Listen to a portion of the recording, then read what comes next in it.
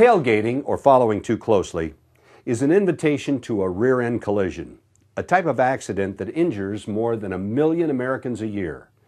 Now, a recent study by the National Transportation Safety Board found that rear-end collisions accounted for 1/3 of U.S. highway accidents and nearly 12% of fatal multi-vehicle crashes.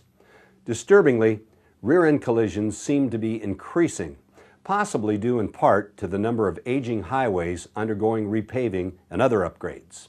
Commercial motor vehicles were involved in 40% of fatal rear-end collisions, though they only comprise 3% of all vehicles and 7% of all highway miles traveled. Let's review what we know about safe stopping distances. It takes about 3/4 of a second to recognize a hazard, and another 3/4 of a second to start applying the brakes. Now that's 1.5 seconds, or about 108 feet at 60 miles per hour. After that, the stopping distance depends on speed, vehicle weight, and road conditions. Most professional drivers estimate safe following space more accurately using time than by trying to guess distances in feet or yards. Using the 4 to 6 second rule on dry pavement, a safe following distance at 40 miles per hour for a typical 40-foot vehicle is 4 seconds, plus 1 more second for each additional 10 miles per hour and 1 more second for each additional 10 feet of vehicle length. Add another 2 seconds if you're traveling on wet pavement. Double your following distance on snow. Allow triple the distance on ice. A passenger car can stop considerably shorter and quicker. 4 seconds is adequate for a passenger car at this speed, making it even more important that a heavier vehicle behind it be at a safe distance. We set up our cameras on a highway with traffic at 60 miles per hour, where there would be a 6-second gap ahead of each 40-foot vehicle. Some commercial drivers were not observing the safe stopping distance. Discouragingly, you'll find the same discrepancies in bad weather, when the safe stopping distance would be even longer. Now, how about in a construction zone where traffic is moving about 45 miles an hour? That would be a 4.5 second safe following distance with a 40-foot vehicle, and of course a longer distance for a longer vehicle. Again, some commercial drivers were technically tailgating.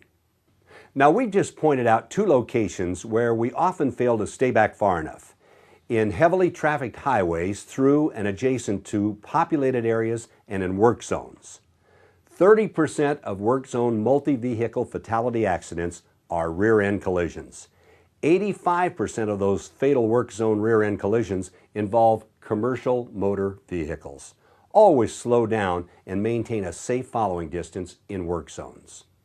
Contributing factors on beltways, throughways, in work zones, and in accident scenes are an abundance of distractions and a tendency for traffic to slow or even come to a full stop, bunching up when it does, and then accelerating fairly rapidly. But following too closely is still following too closely. On an interstate beltway or throughway, there's the added frustration that motorists in adjacent lanes so often pull into the space ahead of a larger vehicle. The only professional answer is to lay back and again establish a safe following distance.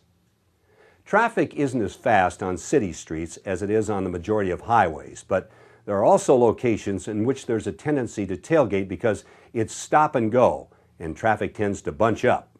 Stay alert to the distance between you and the vehicle in front of you and keep it safe. When someone is following you too closely, the rule of thumb is let him or her pass. There's a considerable probability that the other driver has no idea what a safe following distance is. He or she may be blissfully unaware of the blind spot directly behind a straight truck or combination vehicle. If the tailgating occurs in an area inappropriate for passing, such as on a curve or near the crest of a hill on a 2-lane highway, maintain your speed until it's safe to pass. Then slow down. Don't let another driver pressure you into speeding. If a reckless driver starts to pass you under unsafe conditions, such as on an icy road or in an area where there's not a clear view of the road ahead, there's little you can do to discourage that driver. The best thing to do, slow down. Be ready to take evasive action so your vehicle won't be involved in any resulting collision. Now, Let's review what we've covered about tailgating and safe following distances. Tailgating accounts for about 1/3 of highway accidents and 12% of fatal multi-vehicle crashes. Commercial motor vehicles are involved in 40% of fatal rear-end collisions, though they account for only 7% of total highway miles driven. A safe following distance is essential. Use the 4 to 6 second rule. 4 seconds to stop a 40-foot vehicle at 40 miles per hour, plus 1 second for every additional 10 miles per hour, plus 1 second for each additional 10 feet of vehicle length. Add 2 seconds for wet pavement. Double the following distance on snow. Triple it on ice. Be careful to keep a safe following distance in work zones, heavy traffic areas, and near accidents. If someone's tailgating you, let them pass, but don't slow down and encourage them to pass if it's unsafe to do so.